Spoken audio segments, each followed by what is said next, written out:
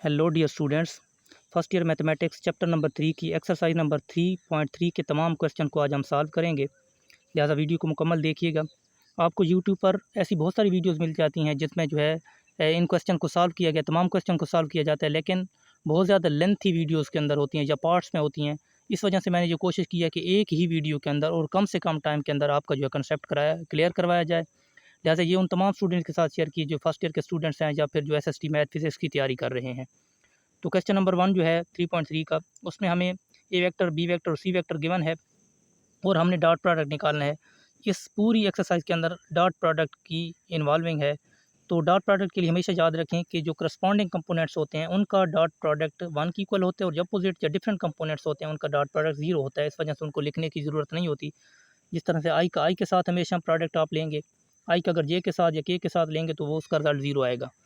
तो जे का जे के साथ 1 होता है, के का के साथ 1 होता है। तो इस वजह से हम ये कहते हैं कि जो करस्पॉन्डिंग कंपोनेंट्स होते हैं उनका रिजल्ट 1 के इक्वल होता है और डॉट प्रोडक्ट में उन्हीं को ही आपस में मल्टीप्लाई किया जाता है, बाकी को इग्नोर किया जाता है। अब ए वेक्टर और डॉट बी वेक्टर हमने करना है, तो ए वेक्टर हमने लिख लिया है और बी वेक्टर लिख लिया है। अब आई कंपोनेंट को सिर्फ आई कंपोनेंट के साथ ही मल्टीप्लाई करेंगे, क्योंकि जे के साथ और के साथ करने की ज़रूरत नहीं है, क्योंकि इनके साथ इसका प्रोडक्ट 0 आता है। तो इनके हमेशा कोफिशिएंट जो है मल्टीप्लाई होते हैं, 3 मल्टीप्लाई बाई 1 और 4 मल्टीप्लाई बाई -1 और -1 मल्टीप्लाई बाई 3। तो इसका रिज़ल्ट आपके पास -4 आ जाते हैं। 3 -3 और -4 जो है ये आपस में कैंसिल हो जाते हैं, 3 और -3, तो रिज़ल्ट आपके पास 1 होगा। अब ए वेक्टर डॉट सी वेक्टर निकालना है, तो 3 मल्टीप्लाई बाई 2, 4 मल्टीप्लाई बाई 1 और -1 मल्टीप्लाई बाई -5, इसका रिज़ल्ट आपके पास 15 आता है। हमेशा जो है करस्पॉन्डिंग कंपोनेंट्स या सिमिलर कंपोनेंट्स होते हैं उन्हीं को ही आपस में आपने मल्टीप्लाई करना होता है। जो डिफरेंट कंपोनेंट्स होते हैं उनको इग्नोर करेंगे, क्योंकि उनका डॉट प्रोडक्ट हमेशा 0 आता है। और इसके बाद तीसरा पार्ट जो है, हमने ए वेक्टर का डॉट प्रोडक्ट निकालना है B vector plus C vector के साथ। तो सबसे पहले B vector plus C vector हम निकालेंगे। ये पहली एक्सरसाइज के अंदर हम इसकी ऑपरेशन पढ़ चुके हैं कि वेक्टर्स को ऐड किस तरह से करेंगे। तो जो आई कंपोनेंट होता है वो आई कंपोनेंट के साथ ऐड होगा, जो जे कंपोनेंट के साथ और के कंपोनेंट के साथ। तो इस वजह से यहाँ उसकी डिटेल बताने की ज़रूरत नहीं है। B vector plus C vector, ये बी वेक्टर है और ये सी वेक्टर है, इसको आपस में प्लस किया है तो बी प्लस सी वेक्टर आ गया। अब बी प्लस सी वेक्टर का ए वेक्टर के साथ प्रोडक्ट हमने लेना है, तो ये ए वेक्टर है और ये बी प्लस सी वेक्टर है। तो इसका प्रोडक्ट किस तरह से होगा, 3 मल्टीप्लाई बाई 3, 4 मल्टीप्लाई बाई 0 और -1 मल्टीप्लाई बाई -2, तो इसका रिज़ल्ट 11 आ जाता है। इसके बाद जो क्वेश्चन नंबर 1 का जो पार्ट नंबर 4 है, उसमें 2 A vector plus 3 B vector. इसका मतलब ए वेक्टर को 2 के साथ मल्टीप्लाई करेंगे और बी वेक्टर को 3 के साथ मल्टीप्लाई करके इनको आपस में ऐड करेंगे, तो 2 A vector plus 3 B vector आ जाएगा। फिर उसका प्रोडक्ट सी के साथ लेंगे, तो 2 ए वेक्टर के लिए ए वेक्टर को 2 से मल्टीप्लाई और 3 बी के लिए जो है बी वेक्टर को 3 से मल्टीप्लाई किया है। तो इसका जो रिजल्टेंट वेक्टर आया है 2 A vector plus 3 B vector जो है वो 9 आई कैप प्लस 5 जे कैप प्लस 7 के कैप। अब इस वेक्टर का सी के साथ प्रोडक्ट लेना है, क्योंकि 2 A vector plus 3 B vector dot C vector है, तो आगे इसके साथ सी वेक्टर डॉट प्रोडक्ट में लेना है। तो जब हमने इसके आगे सी वेक्टर लिखा है, तो 9 मल्टीप्लाई बाई 2, 5 मल्टीप्लाई बाई 1 और 7 मल्टीप्लाई बाई -5, तो रिज़ल्ट आपके पास -12 आ जाएगा। इसके बाद लास्ट पार्ट है इसका क्वेश्चन नंबर 1 का, ए वेक्टर माइनस बी वेक्टर। तो ए वेक्टर से बी वेक्टर माइनस करने, फिर उसके साथ इसका प्रोडक्ट लेना है सी के साथ। तो ए वेक्टर माइनस बी वेक्टर जब हमने किया है तो इसका रिजल्ट हमारे पास आया है 2 आई कैप प्लस 5 जे कैप माइनस 4 के कैप। अब इसके साथ सी प्रोडक्ट में लेना है, तो 2 मल्टीप्लाई बाई 2, ये सी वेक्टर है और ये माइनस बी है, 5 मल्टीप्लाई बाई 1 और -4 मल्टीप्लाई बाई -5 जो है, तो इसका रिजल्ट 29 आ जाता है। अब क्वेश्चन नंबर 2 में हमें ये कहा गया है कि हमने यूनिट वेक्टर निकालना है। तो यूनिट वेक्टर में हमेशा जो है वो 3 किस्म के आपके पास क्वेश्चन आ सकते हैं कि unit vector parallel to the given vectors हो सकता है, unit vector perpendicular to the given vector हो सकता है, या फिर एक सिंगल वेक्टर जो गया उसका भी आप यूनिट वेक्टर निकाल सकते हैं। तो जब भी एक सिंगल वेक्टर की बात होगी तो यही फार्मूला है कि vector divided by its magnitude. अगर पैरेलल की बात की गई है तो इसमें आपने कास थीटा मतलब डॉट प्रोडक्ट इन्वॉल्व करना होता है। अगर परपेंडिकुलर की बात की गई है तो उसमें आपको क्रॉस प्रोडक्ट इन्वॉल्व करना होता फार्मूला वही है कि vector divided by magnitude of that vector. तो जब पैरेलल और परपेंडिकुलर की बात होगी तो 2 वेक्टर्स होंगे, उनका यूनिट वेक्टर आपने निकालना होगा, तो उनका डॉट प्रोडक्ट और नीचे उनकी मैग्नीट्यूड। पैरेलल होगा तो डॉट प्रोडक्ट, परपेंडिकुलर होगा तो क्रॉस प्रोडक्ट। यहाँ पर हमें जो है ए वेक्टर और बी वेक्टर के सम का जो है यूनिट वेक्टर निकालना है। Right the unit vector in the direction of sum of the given vectors. तो जो 2 वेक्टर्स हैं इनका सम निकाल के फिर उसका यूनिट वेक्टर निकालना है। तो ए वेक्टर प्लस बी वेक्टर हमने किया है, सबसे पहले इसको प्लस किया है, तो हमारे पास रिजल्ट आया 4i cap plus 3j cap minus 12k cap. अब ये a प्लस बी वेक्टर है, अब इसका यूनिट वेक्टर निकालना है, अलग अलग नहीं निकालना था, सम का निकालना था। तो इस वजह से a vector plus b vector सबसे पहले हमने निकाला है, सम निकाला है। फिर हमें फार्मूला पता है कि vector divided by magnitude, vector तो ये है a vector plus b vector, नीचे इसकी मैग्नीट्यूड डिवाइड कर देंगे, 4 का स्क्वायर प्लस 3 का स्क्वायर माइनस 12 का स्क्वायर होल अंडर रूट। तो ये रिजल्ट आ जाता है vector divided by 169 under root. और हमें पता है 169 जो ये 13 की इक्वल होता है, तो ये 13 जो है हर कंपोनेंट के नीचे आप अलग अलग लिख सकते हैं। तो इसको मैंने लिखा है 4/13 आई कैप प्लस 3/13 जे कैप माइनस 12/13 के कैप। इसके बाद क्वेश्चन नंबर 3 है। क्वेश्चन नंबर 3 में हमें जो है वेक्टर्स गिवन है और हमने क्या करना है, उनके दरमियान एंगल्स मालूम करना है। तो वेक्टर को हमने नाम दे दिया है कि एक ए वेक्टर और बी वेक्टर है। एंगल आप दो मेथड से मालूम कर सकते हैं, डॉट प्रोडक्ट के ज़रिए से भी कर सकते हैं और क्रॉस प्रोडक्ट के ज़रिए से भी कर सकते हैं। अगर आप डॉट प्रोडक्ट इन्वॉल्व करेंगे तो फिर आपको cos थीटा इन्वॉल्व करना पड़ेगा। अगर आप क्रॉस प्रोडक्ट के ज़रिए से मालूम करेंगे तो फिर साइन थीटा के ज़रिए से आप एंगल निकालेंगे। तो यहाँ पर चूँकि पूरी एक्सरसाइज डॉट प्रोडक्ट के हवाले से, तो इस वजह से हम cos थीटा वही यूज़ करेंगे। आप क्रॉस साइन के ज़रिए से भी क्रॉस प्रोडक्ट इन्वॉल्व करके भी मालूम कर सकते हैं। तो ये पहला वेक्टर है, ये दूसरा वेक्टर है, इनके दरमियान हमने एंगल निकालना है। तो फार्मूला यही है। एंगल भी असल में यूनिट वेक्टर ही होता है, क्योंकि यूनिट वेक्टर भी हमें डायरेक्शन बताते हैं और एंगल भी हमें डायरेक्शन बताता है। तो इसका फार्मूला भी उसी तरह से ही है कि जो दो वेक्टर्स हैं उनके दरमियान जो एंगल है, vector divided by magnitude of that two vectors. A vector dot B vector, ये दो वेक्टर्स हैं, ए की मैग्नीट्यूड और नीचे बी की मैग्नीट्यूड। तो ये cos थीटा जो होगा ये डॉट प्रोडक्ट के लिए, अगर साइन थीटा है तो इसका मतलब यहाँ पर फिर क्रॉस आपने लगा देना है। तो ए वेक्टर डॉट बी वेक्टर हमने निकालेंगे पहले, और फिर नीचे ए की मैग्नीट्यूड अलग से और बी की मैग्नीट्यूड अलग से, इनको आपस में मल्टीप्लाई करेंगे। तो ए वेक्टर डॉट बी वेक्टर जब हमने किया तो इसका रिजल्ट हमारे पास 0 आ गया, और नीचे जो हमने उनकी मैग्नीट्यूड आपस में मल्टीप्लाई किए तो उसका रिजल्ट अंडर रूट 18 आया है। तो हमें पता है कि cos theta is equal to 0, हमने तो cos थीटा नहीं मालूम करना बल्कि थीटा मालूम करना। तो theta is equal to cos inverse 0। तो cos 0 कहाँ पर होता है, 90 डिग्री पर जो है cos 0 होता है, तो इस वजह से theta is equal to 90 degree है। अब दूसरा पार्ट भी हमें गिवन है, उसके लिए भी हमने नाम दिया कि ए वेक्टर और बी वेक्टर है, उनका डॉट प्रोडक्ट लिया है। तो जब डॉट प्रोडक्ट लिया तो उसका रिजल्ट 8 आया है। नीचे उसकी मैग्नीट्यूड भी होती है, ए वेक्टर की मैग्नीट्यूड और बी वेक्टर की मैग्नीट्यूड। तो हमने फार्मूला ये लिख लिया cos theta equal to a vector dot B vector divided by A magnitude b magnitude. तो ए वेक्टर डॉट बी वेक्टर हमारे पास 8 आया है, और ए की मैग्नीट्यूड 5 है और बी की मैग्नीट्यूड अंडर रूट 29 है।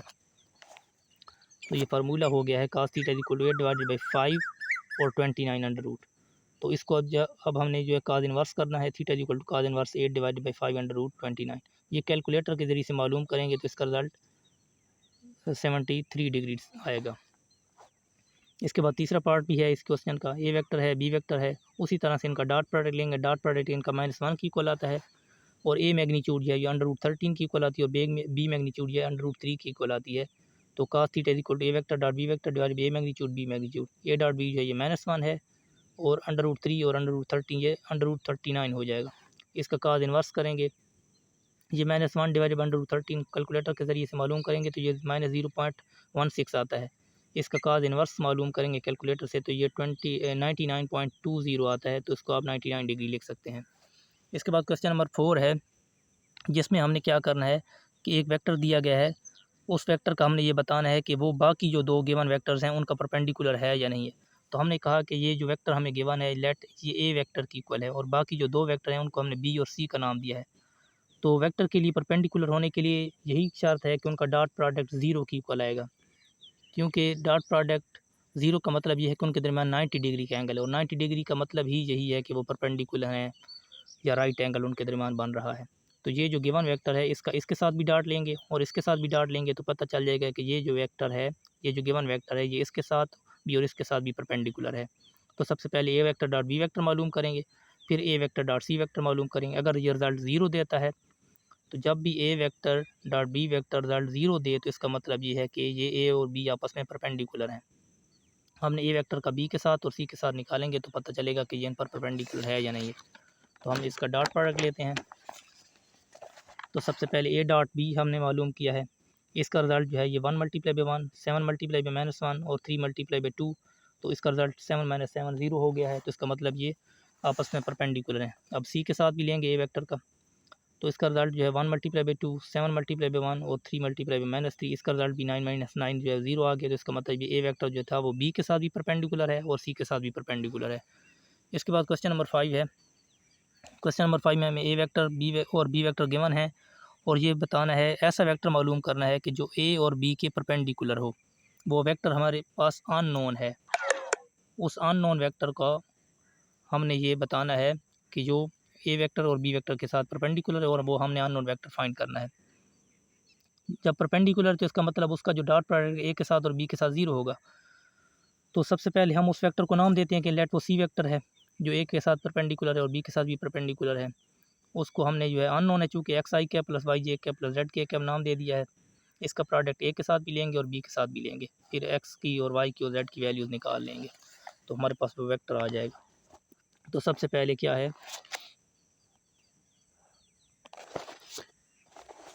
ए वेक्टर जो था उसका सी वेक्टर के साथ, क्योंकि सी वेक्टर ही अननोन है, इसके साथ डॉट प्रोडक्ट लेंगे और हमें पता है कि चूँकि परपेंडिकुलर है तो रिजल्ट 0 क्यों कल आएगा।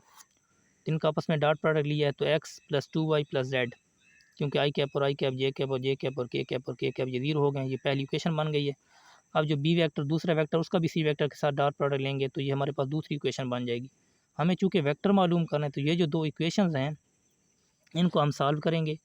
अब ये 3 वेरिएबल इक्वेशंस हैं तो इसको हम कोफिशिएंट मेथड के ज़रिए से सॉल्व करेंगे, जिसमें पहली इक्वेशन के कोफिशिएंट 2 बार लिखेंगे, नीचे दूसरी इक्वेशन के कोफिशिएंट 2 बार लिखेंगे, पहले एलिमेंट और लास्ट वाले एलिमेंट छोड़ देंगे और बाकी इनका आपस में क्रॉस प्रोडक्ट और माइनस इनका आपस में मल्टीप्लाई, फिर ये वाई के नीचे इनको मल्टीप्लाई करके माइनस लगा देना है। तो ये एक्स वाई जिस तरह से आप फेमिलियर हैं 10th क्लास के अंदर, तो एक्स वाई और जेड की वैल्यू आ जाएगी।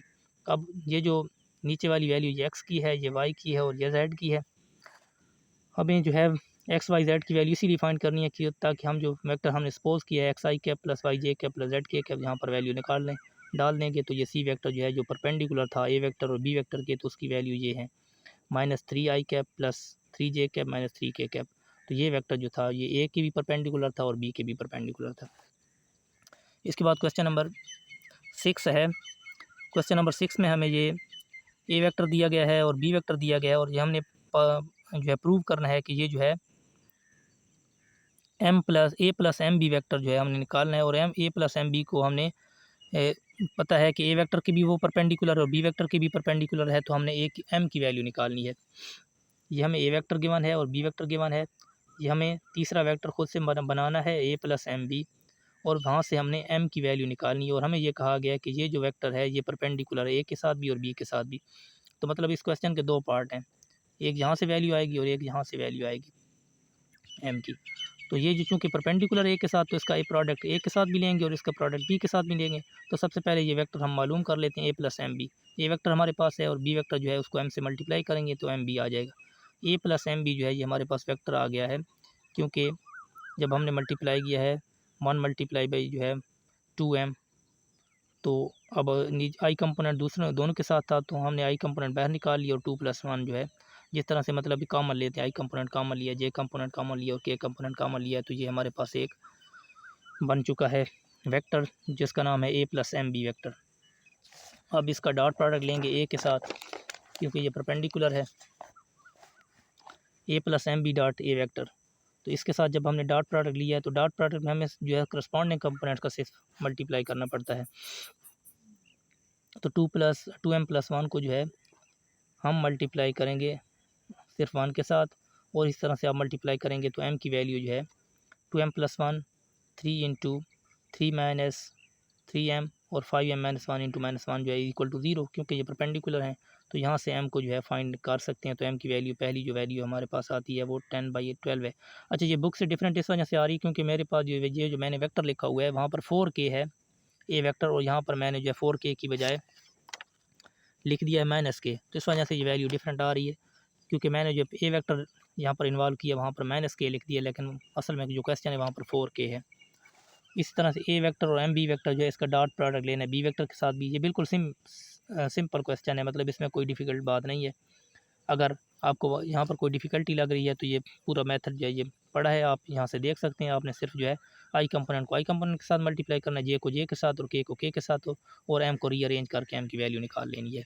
यहाँ पर वैल्यूज़ डिफरेंट होंगी क्योंकि ये वेक्टर जो ए वेक्टर था वो मैंने जो है 4k की बजाय -k लिखा हुआ है। इसके बाद क्वेश्चन नंबर 7 है। क्वेश्चन नंबर 7 में हमें ए वेक्टर और बी वेक्टर गिवन है और हमने क्या करना है, प्रोजेक्शन मालूम करनी। प्रोजेक्शन का मतलब होता है साया। Projection of A on B, A का साया बी के ऊपर भी हो सकता है और बी का साया ए के ऊपर भी हो सकता है। तो जब ए ऑन बी है तो इसका मतलब A vector dot B vector divided by B magnitude होगा। जब projection of B on A है तो ए vector dot B vector divided by A magnitude होगा। तो सबसे पहले ए वेक्टर और बी वेक्टर इनका डॉट प्रोडक्ट लेंगे। तो डॉट प्रोडक्ट लिया है हमने, तो ए वेक्टर डॉट बी वेक्टर हमारे पास आ गया है 7/5। अब ए की मैग्नीट्यूड नीचे डिवाइड करेंगे तो हमारे पास आ जाएगा प्रोजेक्शन ऑफ ए की मैग्नीट्यूड हमने निकाल लिया, बी की भी मैग्नीट्यूड निकाल लिए। अब projection of A on b अगर करना है तो नीचे बी डिवाइड करेंगे, projection of B on a करना है तो नीचे ए डिवाइड करेंगे। तो ये बिल्कुल सिंपल है, ए vector dot B vector divided by B magnitude.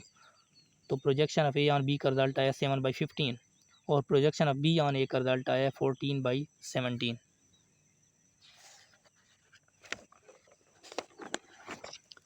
इसके बाद दूसरा पार्ट भी है जिसमें वही दो वेक्टर गिवन है, ए और बी वेक्टर गिवन है, इनका प्रोजेक्शन ए ऑन बी भी निकालना है और बी ऑन ए भी निकालना है। तो इनका डॉट प्रोडक्ट लेंगे, ए की मैग्नीट्यूड लेंगे और बी की भी मैग्नीट्यूड। अगर ए ऑन बी है तो फार्मूला ये है कि A vector dot B vector divided by B magnitude. अगर बी ऑन ए है तो ए vector dot B vector divided by B magnitude, A magnitude. तो ये क्वेश्चन किया हुआ है मैंने, आप देख सकते हैं। एक ए और डॉट ए डॉट बी जो है ये 6 की इक्वल है, ए मैग्नीट्यूड जो है ये 14 की इक्वल है और बी मैग्नीट्यूड जो है 27 की इक्वल है। तो projection of A on b के लिए ए डॉट बी 6 और बी मैग्नीट्यूड नीचे हमने डिवाइड कर दिया √27 और प्रोजेक्शन ऑफ बी ऑन ए के लिए 6 ए डॉट बी है और नीचे जो है ए की मैग्नीट्यूड √14 हमने डिवाइड कर दी है। इसके बाद क्वेश्चन नंबर 8 है। क्वेश्चन नंबर 8 में हमने क्या करना है कि हमने मालूम करना है what is the cosine angle. हमने कास थीटा वाई एक्सिस के साथ मालूम करना है। हमें पता है कि वाई एक्सिस जो है सिर्फ जे कंपोनेंट हम उसके लिए इन्वॉल्व करेंगे। वाई एक्सिस जो है ये एक्स एक्सिस एक्स कंपोनेंट होता है, ये जेड कंपोनेंट होता है और ये वाई कंपोनेंट होता है। हमने सिर्फ इस वाई कंपोनेंट के साथ एंगल मालूम करना है। हमें पता है कि जो वाई कंपोनेंट के साथ एंगल होता है वो cos theta is equal to y component of that vector divided by magnitude of whole vector, ये फार्मूला होता है। तो वाई कंपोनेंट की वैल्यू यहाँ पर क्या है, यहाँ पर 1 है तो 1 लिख दी है और नीचे मैग्नीट्यूड इस पूरे वेक्टर की हमने डिवाइड कर दी है। √2 का स्क्वायर प्लस 1 का स्क्वायर प्लस 1 का स्क्वायर जो है तो ये 4 हो गया है। 4 की वैल्यू जो है वो 2 होती है। तो 1/2 आपके आप पास आ जाएगा, कास थीटा इक्वल टू 1/2। तो थीटा हमने मालूम करने चुके, हमने एंगल ऑफ कोसाइन मालूम करना है वाई कंपोनेंट के साथ, इस वजह से हमने सिर्फ ऊपर वाई कंपोनेंट लिखा है। अगर पूरा एंगल मालूम करना होता है एंगल तो फिर ये पूरा वेक्टर ऊपर होता है, लेकिन हमने सिर्फ वाई कंपोनेंट के साथ मालूम करना था तो इस वजह से यहाँ पर सिर्फ वाई कंपोनेंट का जो कोफिशिएंट है 1 वो लिखा है और नीचे मैग्नीट्यूड ऑफ द वेक्टर है। तो theta equal to cos inverse 1/2 ये 60 की इक्वल आता है। इसके बाद क्वेश्चन नंबर 9 है जिसमें हमें एफ वेक्टर दिया गया है और डिस्प्लेसमेंट दिया गया और वर्क डन हमने मालूम करना है। हमें वर्क डन का फार्मूला पता है फिजिक्स में कि work done is equal to f vector dot d vector होता है। तो एफ वेक्टर और डी वेक्टर को जो है आपस में डॉट प्रोडक्ट लेंगे तो हमारे पास वर्क डन आ जाएगा 2 × 2 3 × 1 और 1 × -1, तो इसका रिजल्ट आ जाता है 6। तो वर्क डन हमारे पास 6 यूनिट है। क्वेश्चन नंबर 10 में भी हमने वर्क डन मालूम करने लगा, लेकिन यहाँ पर जो हमें डिस्प्लेसमेंट डायरेक्ट नहीं दिया गया, हमने डिस्प्लेसमेंट 2 पॉइंट्स के दरमियान मालूम करने खुद से। तो हमें पता है कि 2 पॉइंट्स के दरमियान जो डिस्टेंस या डिस्प्लेसमेंट होता है वो ए बी अगर हैं तो वो बी माइनस ए होता है। तो ये एफ फैक्टर हमें गिवन है और पॉइंट्स जो हैं ये ए पॉइंट और बी वेक्टर बी पॉइंट है और डिस्प्लेसमेंट का कहा गया कि फ्रॉम ए टू बी है। तो ए टू बी के लिए ए बी डिस्प्लेसमेंट हो जाएगा, ए बी मालूम करने के लिए बी माइनस ए करेंगे, बी के पॉइंट से ए पॉइंट्स माइनस करेंगे तो 5 -2 0 -1 और 3 -2। तो ये जो डिस्प्लेसमेंट है ए बी ये आ जाएगा 7 -1 और +1। तो इसको वेक्टर की फॉर्म में लिख लेंगे, कंपोनेंट्स की फॉर्म में 7i cap -j cap plus k cap. अब ये डिस्प्लेसमेंट है और एफ वेक्टर के साथ इसका डॉट प्रोडक्ट लेंगे, एफ वेक्टर डॉट डिस्प्लेसमेंट यानी डी वेक्टर भी आप लिख सकते हैं, इसको ए बी भी लिख सकते हैं। एफ डॉट डी जब इसका डॉट प्रोडक्ट लेंगे तो 2 × 7 3 × -1 और 1 × 1 जो है रिजल्ट आपके पास 12 यूनिट आ जाएगा। इसके बाद क्वेश्चन नंबर 11 है। क्वेश्चन नंबर 11 में हमें जो है वेक्टर्स दिए गए हैं और हमने मालूम करना है कि ये जो वेक्टर्स हैं ये राइट एंगल के जो है साइड्स हैं, ये राइट एंगल बनाती हैं। तो हमें पता है कि राइट एंगल के लिए जो है ये जो साइड्स हैं इनके दरमियान एंगल 90 का होगा, कोई सी दो साइड्स के दरमियान एंगल 90 होगा। जो एक साइड ये है और ये दूसरी साइड और ये तीसरी साइड है, इनमें से कोई सी भी दो साइड्स के दरमियान एंगल 90 डिग्री होगा। 90 डिग्री का मतलब ये है कि उनका डॉट प्रोडक्ट 0 होगा। तो सबसे पहले हम ए को चेक करेंगे, बी के साथ इसका डॉट प्रोडक्ट लेंगे। हमने यहाँ पर लिखोगे for right angle triangle the angle between the two vectors must be 90 degree, so the dot product of that vector equal to 0। तो उनका डॉट प्रोडक्ट 0 होगा। तो सबसे पहले A vector dot B vector हमने मालूम किया, तो रिजल्ट हमारे पास आया 14, जो कि 0 नहीं है। तो इसका मतलब ए और बी के दरमियान तो 90 डिग्री नहीं है। अब ए को सी के साथ जब हमने चेक किया प्रोडक्ट, उसका रिजल्ट 0 आ गया है। तो इसका मतलब ए वेक्टर और सी वेक्टर के दरमियान जो एंगल है वो 90 डिग्री है, और 90 डिग्री अगर है तो इसका मतलब ये है कि ये आपस में राइट एंगल ट्राइंगल बना रहे हैं। तो इसका मतलब ये है कि ये ट्राइंगल राइट एंगल ट्राइंगल है, क्योंकि ए और सी के दरमियान एंगल जो है वो 90 डिग्री है, क्योंकि उनका डॉट प्रोडक्ट 0 आ चुका है। इसके बाद इसका दूसरा पार्ट था जिसमें हमें 3 पॉइंट्स दिए गए थे, और ये हमने मालूम करना था कि ये जो पॉइंट्स हैं ये आइसोसेल ट्राइंगल के पॉइंट्स हैं, ये वर्टिसेस हैं। आइसोसेल ट्राइंगल के लिए कोई सी दो साइड्स का डिस्टेंस आपस में इक्वल होना चाहिए। तो हमें जो है पॉइंट्स गिवन है पी, क्यू और आर। तो दो साइड्स के दरमियान डिस्टेंस इक्वल होगा तो उसका मतलब फिर वो आइसोसेल्स होंगी। तो सबसे पहले पी क्यू डिस्टेंस मालूम करेंगे, फिर पी आर डिस्टेंस मालूम करेंगे, और फिर क्यू आर डिस्टेंस मालूम करेंगे। फिर चेक करेंगे कि कौन सी दो साइड्स का इक्वल आपस में डिस्टेंस आ रहा है। तो पी क्यू डिस्टेंस अब जब हमने मालूम किया तो हमारे पास पी क्यू वेक्टर सबसे पहले फाइंड करेंगे, फिर उसका डिस्टेंस निकालेंगे। पी क्यू जो है वो जे कैम क्यू कहलाते हैं। अब इसका डिस्टेंस निकालेंगे, पी क्यू का डिस्टेंस। तो ये चूँकि इसका कोफिशिएंट 1 है तो 1 का स्क्वायर हो जाएगा। पी क्यू के बाद पी आर जब हमने निकाला तो जे माइनस किया है। अब जे माइनस आर, ये तो पी आर वैक्टर है। अब इसका हमने डिस्टेंस के लिए जो है 1 का स्क्वायर प्लस माइनस 1 का स्क्वायर करेंगे। अब क्यू आर भी हमने निकाल लिया, ये वेक्टर हमने बना लिए हैं। अब इनके डिस्टेंस के लिए जो है ये जो डिस्टेंस फार्मूला है कि इनके कोफिशिएंट का जो स्क्वायर होता है 1 का स्क्वायर, 0 का स्क्वायर प्लस 1 का स्क्वायर प्लस 0 का स्क्वायर। तो पी क्यू डिस्टेंस 1 की इक्वल है, क्यू आर डिस्टेंस भी 1 की इक्वल है। और जो पी क्यू डिस्टेंस और क्यू आर डिस्टेंस चूँकि ये आपस में इक्वल हैं, तो इसका मतलब ये है क्योंकि ट्राइंगल के दो साइड्स के दरमियान डिस्टेंस इक्वल है, तो इसका मतलब ये है कि वो ट्राइंगल आइसोसेल है। आइसोसेल की डेफिनेशन भी ये है कि कोई सी दो साइड्स आपस में लेंथ में इक्वल होंगी, मतलब उनके दरमियान डिस्टेंस आपस में इक्वल होगा। तो हमें 3 पॉइंट्स जो गिवन थे पी क्यू और आर, उनसे हम सबसे पहले वेक्टर मालूम करेंगे पी क्यू, पी आर और क्यू आर। फिर वो जो वेक्टर आएंगे उनका डिस्टेंस मालूम करेंगे, मतलब उनकी मैग्नीट्यूड मालूम करेंगे उस डिस्टेंस की। जो वेक्टर्स होंगे उसकी मैग्नीट्यूड ही वो डिस्टेंस होता है, वो क्वांटिटी होती है। तो वो फिर उनको हम कंपेयर करेंगे कि कौन सी दो साइड्स आपस में इक्वल आ रही हैं। तो यहाँ पर दो साइड्स पी क्यू और क्यू आर इक्वल हैं, तो इसकी वजह से ये आइसोसेल ट्राइंगल है। इसके बाद क्वेश्चन नंबर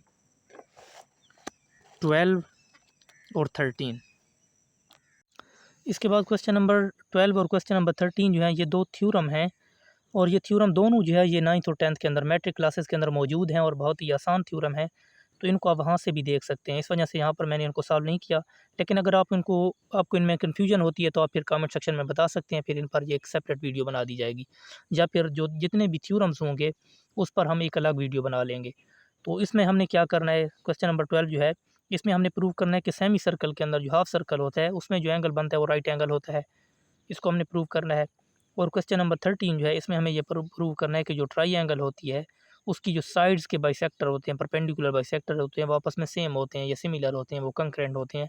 तो ये दोनों थ्योरम जो है ये 10th क्लास के अंदर मौजूद हैं, या वहाँ से देख सकते हैं। लेकिन अगर आपको इनमें कन्फ्यूजन है तो आप कमेंट सेक्शन में हमें बता सकते हैं।